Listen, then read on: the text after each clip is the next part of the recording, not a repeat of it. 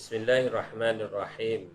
Assalamualaikum warahmatullahi wabarakatuh. Untuk sama-sama mendapat kerahmatan, keberkatan insya-Allah Subhanahu wa taala dalam kuliah maghrib kita pada malam ni secara maya. Marilah sama-sama kita mulakannya dengan Ummul Quran Al-Fatihah. A'udzu billahi minasyaitonir rajim. Bismillahirrahmanirrahim. Alhamdulillahi rabbil alamin. Arrahmanir rahim. Malik yaumiddin. Iyyaka na'budu wa iyyaka nasta'in. Ihdinas siratal mustaqim. Siratal ladzina an'amta 'alaihim ghairil maghdubi 'alaihim waladdallin. Amin. أعوذ بالله السميع العليم من الشيطان الرجيم بسم الله الرحمن الرحيم الحمد لله رب العالمين والصلاة والسلام على أشرف الأنبياء والمرسلين وعلى آله وصحبه أجمعين اللهم نور قلوبنا بهدايتك كما نورت الأرض بنور شمسك أبدا أبدا يا أرحم الراحمين اللهم فقهنا في الدين وعلمنا التأويل واهدنا صراطك المستقيم وصلى الله على سيدنا محمد وعلى آله وصحبه وبارك وسلم والحمد لله رب العالمين. Alhamdulillahi rabbil alamin wa bihi nasta'in wa nastaghfiruh wa na'udzu billahi min sururi anfusina wa min sayyiati a'malina may yahdihillahu fala mudilla lahu wa may yudlil fala hadiya lahu asyhadu an la ilaha illallah wahdahu la syarika lahu wa asyhadu anna Muhammadan 'abduhu wa rasuluh. Allahumma salli ala sayyidina Muhammadin tibbil qulub wa dawaiha wa afiyatil abdan wa shifaiha wa nuril absar wa dhiyaiha wa ala alihi wa sahbihi wa man tabi'ahum bi ihsanin ila yaumiddin bi'adadi ilmillah wa zinati arshillah ومداد كلمات الله بحق عظمة ذاتك يا أرحم الراحمين أما بعد.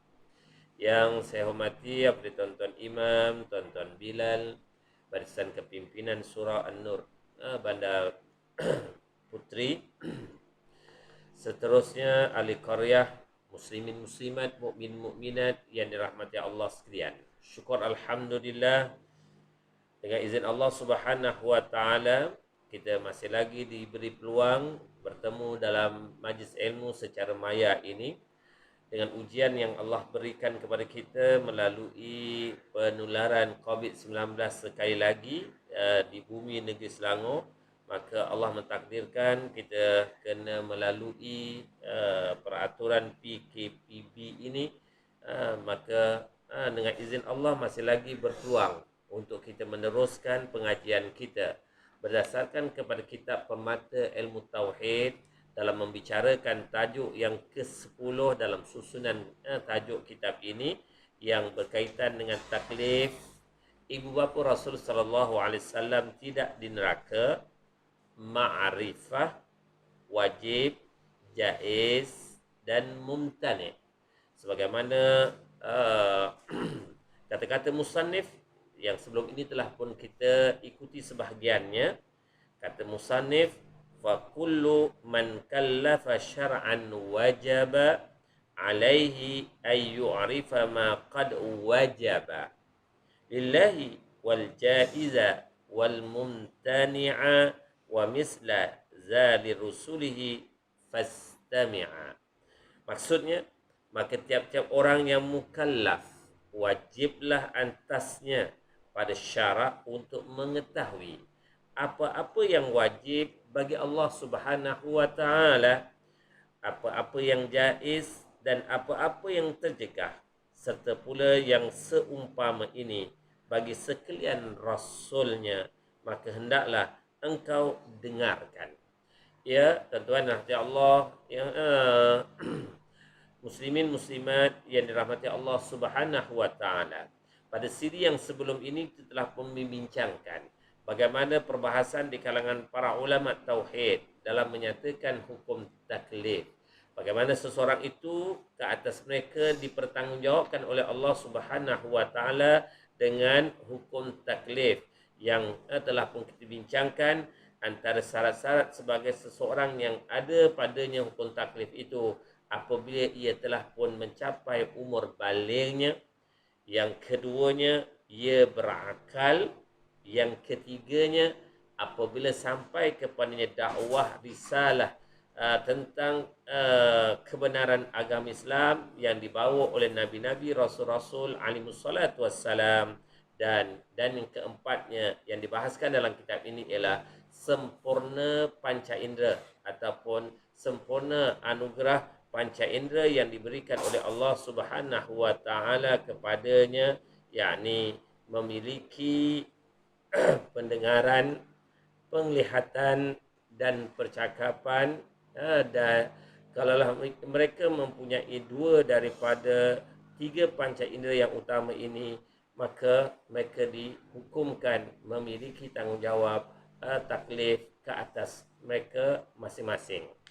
Dan insya-Allah pada malam ni kita akan sambung perbincangan kita dalam kitab Permata Ilmu Tauhid ini bermula halaman 45 untuk membincangkan tentang bagaimana hukum wajib bagi Allah Subhanahu wa taala secara syarak untuk diimani oleh seseorang yang mengaku dirinya sebagai seorang yang beragama Islam, sebagai seorang muslim.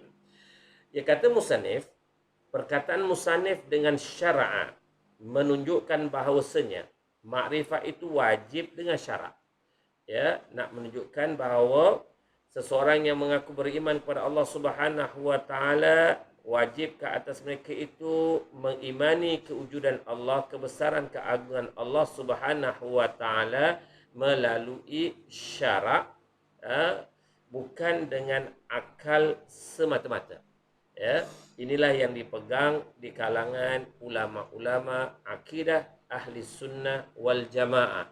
Apakah maksudnya? Mereka ini wajib dengan syarat mengimani kewujudan kebesaran keagungan Allah Subhanahu wa taala berdasarkan kepada dalil, berdasarkan kepada nas.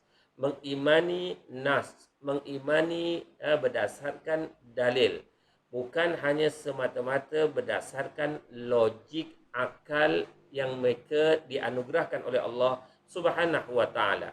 Seperti sebagai contoh, apabila seseorang itu meyakini kewujudan Allah Subhanahu wa taala, mestilah mereka itu memiliki sekurang-kurangnya memahami, menghayati apakah yang dimaksudkan daripada firman Allah ataupun hadis baginda sallallahu alaihi wasallam yang dikaitkan dengan dalil yang mengaitkan tentang kewujudan Allah Subhanahu wa taala. Seperti contoh, Allah Subhanahu wa taala yang Maha Esa, yang tunggal. Maka Allah Subhanahu wa taala berfirman dalam antaranya seperti di awal suratul Ikhlas, Bismillahirrahmanirrahim, Qul huwallahu ahad.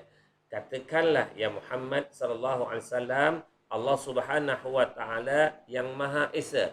Apabila ia menghayati kewujudan Allah Subhanahu wa taala yang Maha Esa dengan mengimani ayat ini, maka ia telah pun memenuhi syarat mengimani kewujudan Allah Subhanahu wa taala itu berdasarkan kepada nas yang dikaitkan dengan syarak ataupun disebut sebagai nas naqli, ya, yang berdasarkan kepada Al-Quran maupun sabdaan baginda sallallahu alaihi wasallam, bukan semata-mata dengan berdasarkan kepada akal semata-mata.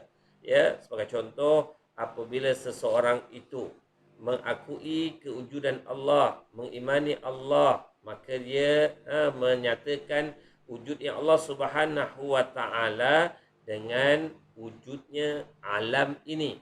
Benar apabila ia telah pun menyatakan berdasarkan kepada keyakinan akalnya tentang kewujudan Allah, berdasarkan kepada kewujudan alam ini, benar ini sebagai ini sebagai dalil yang menguatkan, sebagai dalil yang menyokong tentang keyakinannya yang dijelaskan oleh nas syarak berkenaan.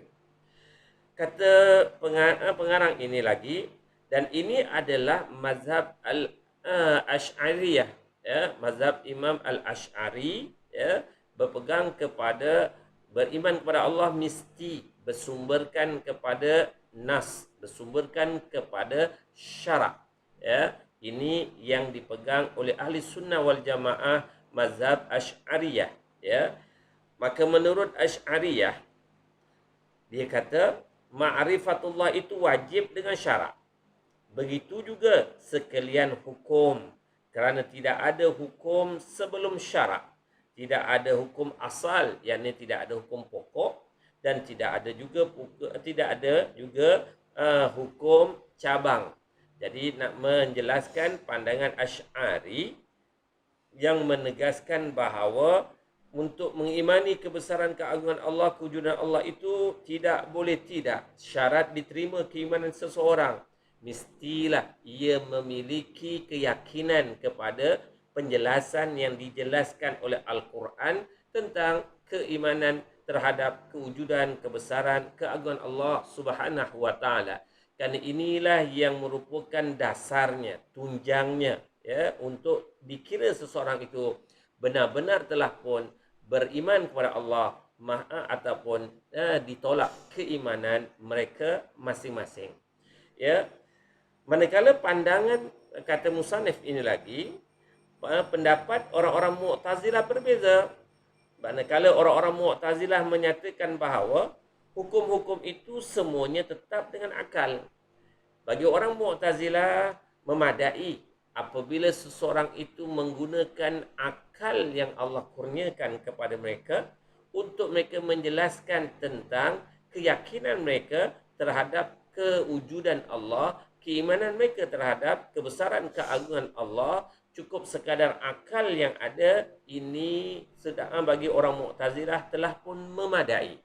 Apabila akal menerima kewujudan Allah, akal menerima kebesaran keagungan Allah, akal menerima yang selayaknya disembah Allah, bagi orang Mu'tazilah, mereka berpegang kepada pendapat apabila akal dah menerima semua keadaan ini, maka seseorang itu dah pun memadai dikatakan sebagai orang yang telah diterima pengakuan keimanannya. Ya tuan-tuan yang dirahmati Allah Subhanahu wa taala, sebagai pandangan dan sebagai manusia ataupun ummah yang berpegang kepada mazhab ahli sunnah wal jamaah, maka saya ingin mengingatkan diri saya dan saya nak berpesan untuk kita semua, hendaklah kita memiliki keimanan, meyakini kebesaran keagungan Allah Subhanahu wa taala yang selayaknya disembah itu bukan semata-mata kerana akal kita, sebaliknya hendaklah diimani berdasarkan keyakinan kita bersumberkan kepada syarak, yakni nas naqli yang terkandung di dalam Al-Quran. Walaupun hanya sekadar satu ayat yang kita ingat, yang kita yakin, maka telah pun memadai keimanan kita yang meyakini kebesaran kewujudan, kebesaran keagungan Allah Subhanahu wa taala, maka diiktiraf dah seseorang itu benar-benar sebagai orang yang mengimani kebesaran keagungan Allah yang Maha Pencipta sebagai Rabbul Jalil. Ya tuan-tuan, muslimin muslimat yang dirahmati Allah Subhanahu wa taala. Pengarang menyatakan lagi, karena itulah pengarang kitab Jami'ul Jawami' berkata, wa hakammatil mu'tazalatul aqla. Maksudnya Mu'tazilah menjadikan akal sebagai hakim, yakni yang dapat mencapai sekalian hukum meski syarak tak pernah mendatangkannya. Jadi pengarang ataupun musannif menegaskan orang-orang Mu'tazilah yang banyak menggunakan logik akal, mereka menyatakan sudah memadai apabila seseorang itu menggunakan akalnya bagi menerima, mengimani, meyakini kewujudan Allah Subhanahu wa taala dan mengimani kebesaran keagungannya, maka telah pun dikira seseorang individu itu sebagai orang yang beriman. Tuan-tuan yang dirahmati Allah Subhanahu wa taala.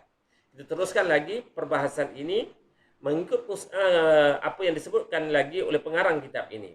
Dan selanjutnya mereka berkata bahawa syarak itu datang adalah untuk menguatkan apa-apa yang telah ditetapkan oleh akal. Ini pendapat pandangan orang-orang Mu'tazilah. Orang Mu'tazilah mereka berprinsipkan kepada prinsip mengutamakan akal yang dikurniakan oleh Allah untuk memikirkan, mengkaji, memahami, mendalami hal-hal yang berkaitan dengan perkara, termasuklah hal-hal yang berkaitan dengan perkara ilmu tauhid ini, ya, untuk mengimani kebesaran keagungan Allah memadai sekadar menggunakan akal semata-mata. Inilah prinsip yang ada kepada golongan ataupun kepada mazhab Mu'tazilah. Ia sangat berbeza dengan yang dipegang oleh ahli sunnah wal jamaah, khususnya di kalangan mazhab al-Asy'ariyah. Pandangan mazhab Asy'ari, Asy'ariyah ini, al-Asy'ariyah ini, ia menyatakan bahawa mesti kena menggunakan nas atau menggunakan dalil Al-Quran untuk menerima pengakuan keimanan seseorang itu, manakala akal sebagai penguatnya, akal sebagai pendukung, penguat ataupun menyokong apa yang disebut, yang dijelaskan oleh nas syarak ataupun Al-Quran. Kan sudah pasti berbeza dengan orang Mu'tazilah, menyatakan cukup dengan akal, manakala syarak hanya menyokong. Ini sesuatu yang bercanggah dengan pegangan yang dipegang oleh mazhab ahli sunnah wal jamaah. Dengan demikian, mereka itu tidaklah menafikan syarak sama sekali, kerana kalau demikian kafirlah mereka itu dengan pasti.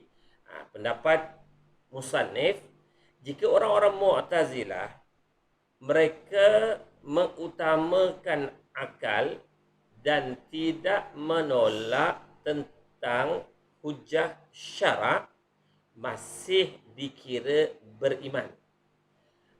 Di dalam pandangan ulama-ulama Ahlussunnah wal Jamaah, mereka ini dikatakan sebagai orang yang taklid jika mereka guna akal, tetapi dalam masa yang sama kalau mereka tidak menolak hujah dari sudut syarak, mereka masih dikira beriman secara taklid, pak turut.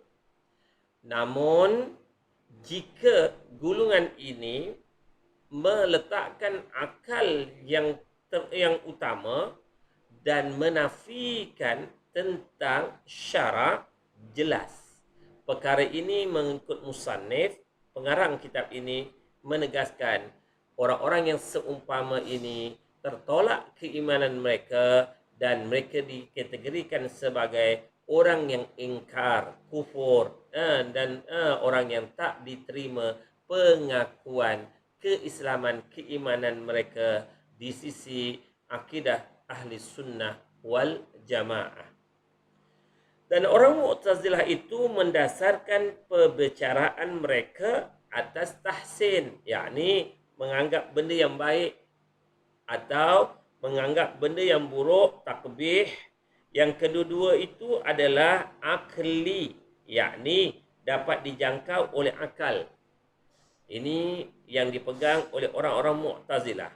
Bagi orang Mu'tazilah, sesuatu benda itu dianggap baik ataupun buruk cukup memadai dengan sesuatu yang diterima baik oleh akal, maka baiklah.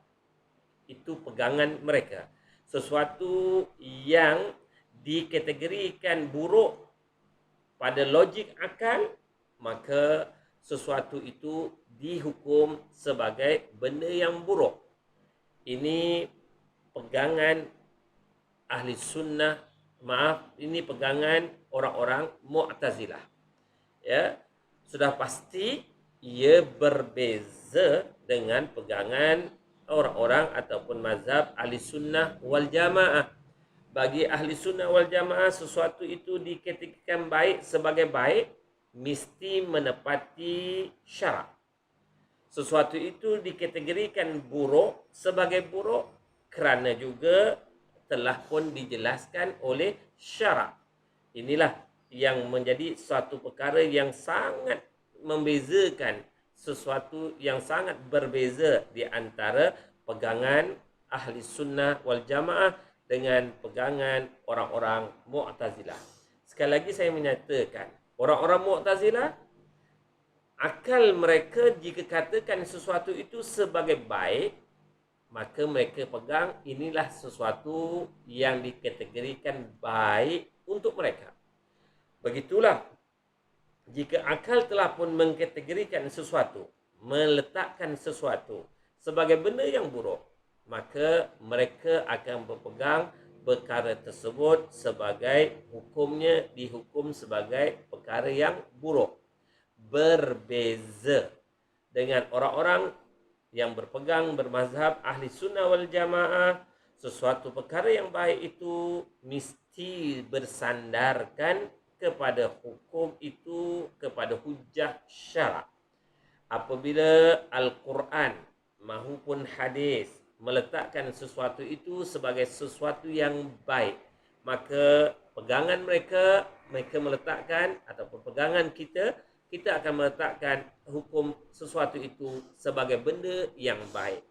Begitulah apabila syarak menjelaskan sesuatu itu benda yang dilarang, benda yang buruk, benda yang qabih ataupun benda yang jelek, maka diterima sesuatu itu sebagai hukum yang umum, sebagai hukum yang pasti, sebagai sesuatu yang buruk.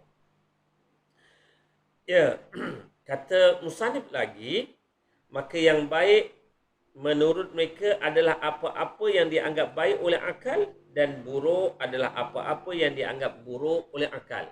Ini pegangan orang-orang Mu'tazilah. Seterusnya, apabila akal sudah menetapkan sesuatu perbuatan itu baik, dengan tercela orang yang meninggalkannya dan terpuji orang yang mengerjakannya, maka dihukumkan perbuatan itu adalah wajib, dan begitulah seterusnya. Jadi bagi orang Mu'tazilah, sesuatu hukum taklifi kepada seseorang, seperti yang pernah kita sebutkan, dalam hukum taklifi itu ada wajib, ada sunat, ada makruh, ada haram, ada harus. Jadi bagi orang-orang Mu'tazilah, hukum wajib yang perlu dilakukan oleh seseorang itu adalah apabila akal telah menerima sesuatu itu benda baik, maka ia dianggap perkara itu baik, dan orang yang melakukannya itu sudah pastilah tergolong orang-orang yang baik. Yang meninggalkan perbuatan itu pula tergolong kepada orang-orang yang tercela. Jadi apabila akal telah menerima sesuatu itu sebagai satu kebaikan, disitulah bagi mereka melakukan perbuatan itu menjadi hukumnya wajib bagi manusia yang menerima dari sudut akal mereka itu sebagai sesuatu kebaikan. Sudah pastilah ia berbeza dengan ahli sunnah wal jamaah. Wajibnya sesuatu itu kerana dari sudut syarak ia telah pun mewajibkan, memerintahkan untuk dilaksanakan. Itulah menjadikan sesuatu itu sebagai dihukumkan sebagai wajib dilaksanakan. Contoh solat. Solat wajib ditunaikan oleh orang Islam. Solat wajib ditunaikan oleh orang Islam yang telah pun baligh, oleh orang Islam yang berakal, oleh orang Islam yang telah pun sampai kepada mereka seruan, ya, risalah kerasulan yang telah pun sampai kepada mereka tentang kewajipan solat berkenaan. Maka bagi ahli sunnah wal jamaah, insan-insan yang telah pun mencukupi syarat-syarat sebagai hukum taklif itu, maka wajib ke atas mereka menunaikan solat fardu yang telah pun ditetapkan oleh syarak sehari semalam 5 waktu. Sudah pastilah hal seperti ini sesuatu yang berbeza daripada orang-orang Mu'tazilah dengan yang beranggapan bahawa sesuatu itu menjadi wajib apabila sesuatu itu dikira baik oleh akal, maka ia akan diterima sebagai satu yang wajib. Apabila dianggap buruk oleh akal, maka sesuatu itu dikategorikan sebagai haram ataupun jelek yang wajib dijauhi atau ditinggalkan. Seterusnya, apakah lagi yang dijelaskan oleh musannif dalam kitab ini? Adapun menurut ahli sunnah wal jamaah, maka yang baik itu adalah apa-apa yang dianggap baik oleh syarak, dan buruk itu pula apa-apa yang dianggap buruk oleh syarak. Ya, tuan-tuan hati Allah Subhanahu wa taala. Jadi dalam secara umumnya, antara perkara yang boleh untuk disebutkan, antara umumnya dalam Al-Quran, Allah Subhanahu wa taala memberikan penegasan dan penjelasan. Antaranya dalam suratul Hasyr, Allah Subhanahu wa taala berfirman, A'udzubillahi minasyaitonir rajim. Ma atakumur rasulu fakhuzu wa ma nahakum anhu fantahu. Sadaqallahul azim.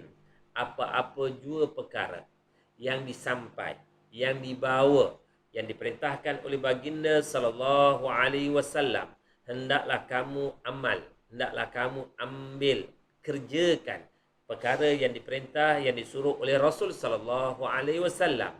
Apa-apa perkara yang ditegah, yang dicegah, yang ditinggalkan oleh baginda sallallahu alaihi wasallam, hendaklah kamu hindari, hendaklah kamu tinggalkan ataupun jauhi. Maka jelas dalam perkara ini, sesuatu perkara yang dipegang oleh ahli sunnah wal jamaah, apa-apa jua perkara yang disampai, yang dibawa, yang diamalkan oleh baginda sallallahu alaihi wasallam, maka perbuatan itu sesuatu yang menepati syarak. Jika ia merupakan sesuatu yang menjadi hukum wajib, maka kena lakukan, kena amalkan, kena taati. Dan apa-apa jua perkara yang dicegah, yang ditegah, yang dilarang oleh baginda sallallahu alaihi wasallam, maka jelas ia merupakan sesuatu perbuatan yang dibenci oleh Allah Subhanahu wa taala. Sebagai ummah baginda sallallahu alaihi wasallam, hendaklah kita menjadikan diri kita ini mentaati, menuruti apa yang ditinggalkan oleh baginda, turut sama untuk kita tinggalkan perbuatan berkenaan. Ya, tuan hati Allah Subhanahu wa taala. Ya, kalau dalam amalan yang khusus ya seharian, contoh baginda menunaikan solat 5 waktu sehari semalam sebagai contoh untuk umat baginda, agar umat baginda melaksanakan perbuatan tersebut. Jadi syarak meletakkan ini wajib ke atas setiap mukallaf. Baginda melarang contoh dalam perniagaan melakukan pendustaan, berbohong dari sudut sukatan dan timbangan. Maka sebagai seorang yang mengaku umat baginda, ia adalah sebagai satu contoh benda yang diharamkan oleh syarak, kerana baginda sallallahu alaihi wasallam melarang perbuatan itu, seperti mana antara sabdaan baginda sallallahu alaihi wasallam, man ghasya falaisa minna, sesiapa yang menipu maka ia bukan dari golongan kami. Maka ini nak menjelaskan tentang bahawa perbuatan berdusta dalam timbangan atau sukatan ada sesuatu yang dilarang, maka sesuatu yang dilarang itu hukumnya di sudut syarak adalah haram dilakukan.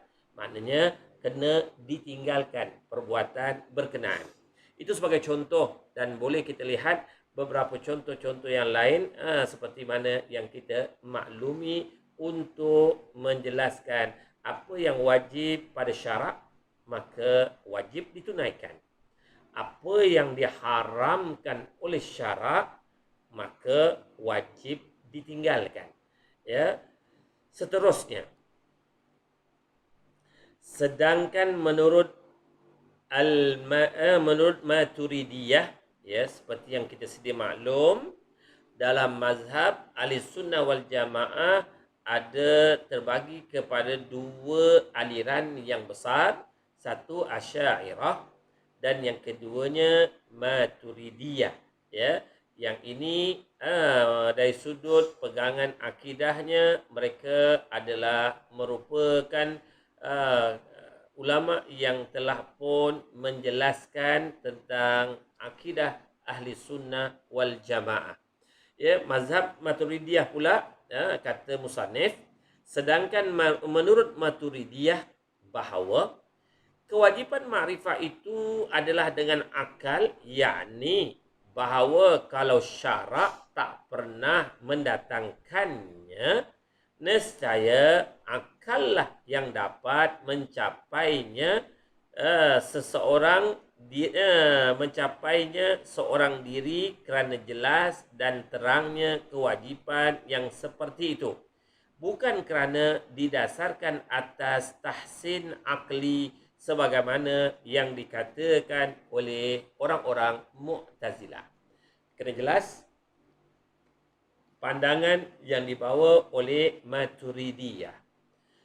Maturidiyah mengakui boleh gunakan akal untuk seseorang itu diterima dari sudut pengakuan keimanan mereka, dari sudut pengakuan keislaman mereka, jika tidak ada sesuatu yang dijelaskan oleh syarak, maka akal boleh digunakan untuk menguatkan keyakinan seseorang itu tentang sesuatu perkara yang berkaitan dengan menerima dan mengakui keimanan keagungan Allah Subhanahu wa taala. Ini yang membezakan orang-orang ataupun mazhab Maturidiyah dengan Mu'tazilah. Kalau tadi kita melihat apa yang dijelaskan oleh orang Mu'tazilah, mereka meletakkan akal itu segala-galanya, manakala syarak sekadar menguatkan. Orang Maturidi, bagi Maturidiyah pula, mereka menyatakan boleh guna akal sekiranya tidak ada penjelasan perkara yang berkaitan dengan berdasarkan kepada syarak itu, maka boleh gunakan akal untuk menjelaskan perkara tersebut tanpa disanggah atau ditolak tentang kedudukan syarak dalam menerima sesuatu yang berkaitan dengan keimanan mesti berdasarkan kepada hukum syarak ataupun nas yang bersifat nas yang qat'i, yang putus, nas yang nakli. Ya, tuan-tuan dan Allah Subhanahu wa taala, supaya kita jelas bahawa orang-orang Maturidiyah bukan menolak syarak. Sebaliknya, orang-orang Maturidiyah ataupun mazhab Maturidiyah menerima tentang penggunaan akal jika ditakdirkan dalam masa yang sama tidak ditemui dari sudut syaraknya, akal boleh diterima untuk menjadikan hujah ataupun pegangan untuk seseorang itu diterima keimanan mereka masing-masing. Dan dia sebut lagi, musannif menyatakan lagi Dan yang hak bahawa akal itu tidaklah dapat mencapai sesuatu dengan seorang diri sama sekali. Jadi nak katakan mazhab Maturidiyah menyatakan semata-mata akal sebenar-benarnya tak mampu akal berdiri secara bersendirian untuk menegaskan sesuatu pegangan yang berkaitan dengan soal keimanan. Contoh perkara-perkara yang gaib. Akal tak akan mampu nak menghuraikan, menjelaskan secara mendalam perkara-perkara yang gaib. Perkara-perkara yang hanya sekadar didengar oleh telinga, sam'iyat. Sudah pastilah untuk lebih menjelas dan meyakinkan sesuatu yang dikategorikan sebagai gaib itu hukum syarak. Hujah syarak adalah sesuatu yang wajib diterima untuk menggambarkan sesuatu kebenaran yang dikaitkan dalam perkara-perkara yang gaib ataupun sam'iyat. Ya, tak dinafikan kita boleh gunakan akal untuk menjelaskan kebenaran benda-benda gaib itu. Namun penjelasan yang dibawa oleh akal takkan sama seperti yang dijelaskan oleh syarak ataupun nas nakli yang disampaikan yang dibawa oleh Al-Quran maupun yang dibawa oleh hadis-hadis baginda sallallahu alaihi wasallam. Ya, sekali lagi kita katakan, dan yang hak bahawa akal itu tidaklah dapat mencapai sesuatu dengan seorang diri sama sekali. Ya. Jadi ini yang dipegang oleh ahli sunnah wal jamaah. Contohlah ya tuan-tuan, benda gaib, contoh perkara yang berkaitan dengan nikmat yang diterima oleh ahli kubur yang beriman kepada Allah, orang-orang yang beriman yang telah pun berada di alam barzah. Adakah mereka itu di dalam alam barzah benar? Adakah mereka itu telah menerima nikmat? Atau benarkah bagi yang menolak mereka itu ketika berada di alam barzah akan diazab? Perkara ini takkan mampu dihuraikan oleh akal semata-mata. Takkan mampu dijelaskan oleh akal semata-mata. Ini perlu kepada penjelasan, penegasan, bersumberkan kepada nas syarak untuk menjelaskan tentang benarnya di dalam alam barzah itu ada perkara yang berkaitan dengan nikmat dan ada perkara yang berkaitan dengan azab di dalam alam barzah. Maka dapatlah disimpulkan, kata musannif, maka dapat disimpulkan bahawa dalam hal tetapnya hukum itu ada 3 mazhab. Yang pertama, mazhab Asy'ariyah, yakni bahawa hukum-hukum itu semuanya tetap dengan syarat, akan tetapi dengan syarat akal.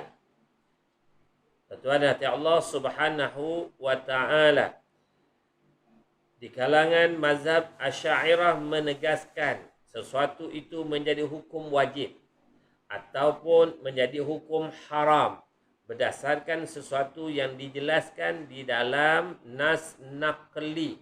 Maka dalam nas naqli itu, maka jadilah kalaulah ia merupakan perintah, maka ia adalah sesuatu yang diwajibkan untuk diamalkan, dilaksanakan.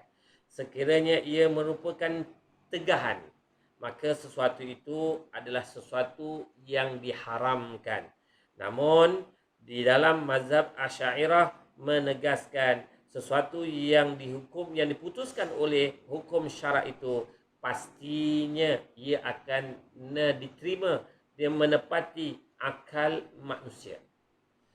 Manakala mazhab yang kedua disebut sebagai mazhab Maturidiyah yang dinyatakan oleh musannif bahawa kewajipan ma'rifah itu tetap dengan akal, bukan sekalian hukum.